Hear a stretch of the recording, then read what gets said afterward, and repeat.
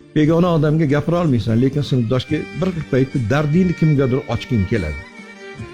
Birovga begona odamga ko'chib yig'la olmaysan, sinfdoshingga yig'laganingda ko'zingdan bunday yoshingni artadigan bo'lishi kerak.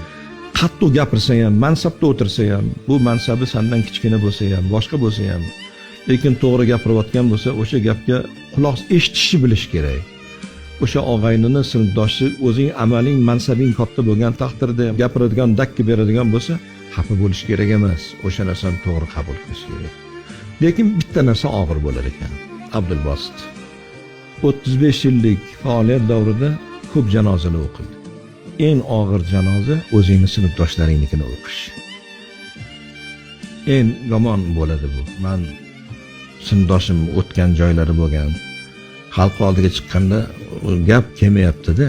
O'sha bolalik esimga keldi. O'sha kuni tobut tepasida turibmiz. Maktabda o'sha chopib o'ynab yurgan davrlar kelyapti esga. Shu bola shundoq bo'ldi, men oyog'im ustida yotibdimi? Hazrat Umar aytar ekanlar. Bugun men janozani o'qidim, ertaga Hazrat Umar o'ldirilsa ajablanmaylar. Ertaga navbat menga ham keladi. Eng og'ir o'zingning sinfdoshing, o'zingning ulfatingni tobutini ko'tarish janozasini o'qish.